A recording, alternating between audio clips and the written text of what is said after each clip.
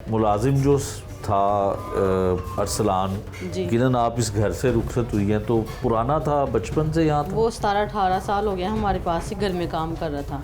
जब आपकी शादी हुई है उससे पहले भी? उससे पहले ही छोटा सा ही था, इतना सा ही था, वो जब से काम कर रहा है हमारे पास। अच्छा। तो उसका थोड़ा थोड़ा सा मतलब उस पर ना हमें ये छोटे छोटे से पॉइंट जो है वो करता रहा, हमें नहीं पता लगा।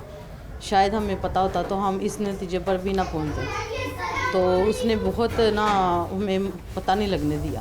ठीक है, तो जब यहाँ पे आप थी इस घर में, जब रहती थी शादी से पहले, तो तब भी कोई इस तरह की गलतियाँ, छोटी मोटी चोरियाँ या कुछ ऐसी चीज़ करता था? कभी उसको डांट करता था हमारे पास, हमारे घर में बहुत ज़्यादा चोरियाँ भी होती थी, मोबाइल कभी इधर से कभी उधर से। तो बस हमें ना शक नहीं उसने पड़ने दिया। तो यही बात है कि उसने हमें ना मतलब शक नहीं पड़ने दिया, तो इसी वजह से ना हम इस नतीजे पर पहुंचे हैं। या हमें थोड़ा सा भी पहले भी पता होता तो फिर हम ऐसे ना हमारे साथ होता। ठीक है, अब आपको इतला मिली है? अभी भी मेरा दिल कह रहा है, मेरा यकीन है कि मेरी बच्ची जहाँ पर भी आया उसने बेच दिया है, उसने नाले में नहीं फेंका। नाले में या फेंका होता तो मेरी बच्ची मुझे मिलनी चाहिए थी। कोई चलो महीना हो गया नहीं नज़र आ रहा था, जो आने वाले हैं जाने वाले हैं, किसी ना किसी को तो नज़र आना चाहिए था ना उधर रहने वालों को।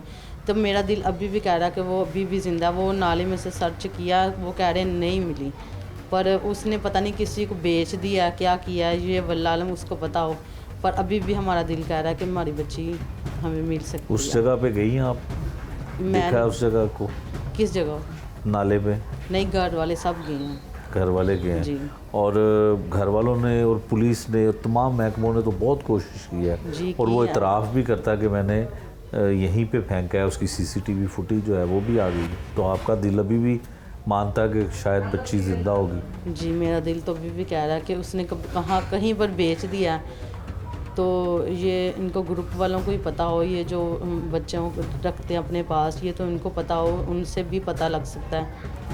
तो मेरा दिल अभी भी कह रहा है कि इनके घर वालों, ये जो सब भी, जो कोई भी है ना, इन सब से भी पता लग सकता है।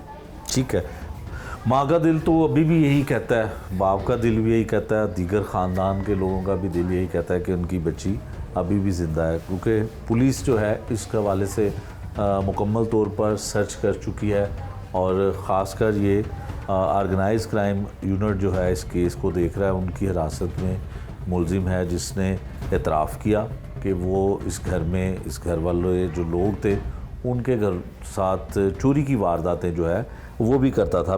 सबसे पहले वो मुख्तलिफ़ किस्म के बयानात देता रहा। कुछ उसने इस तरह के बयानात भी दिए जो ये थे कि घर के कुछ लोग शामिल हो सकते हैं, फिर वो बयान उसके झूठे निकले।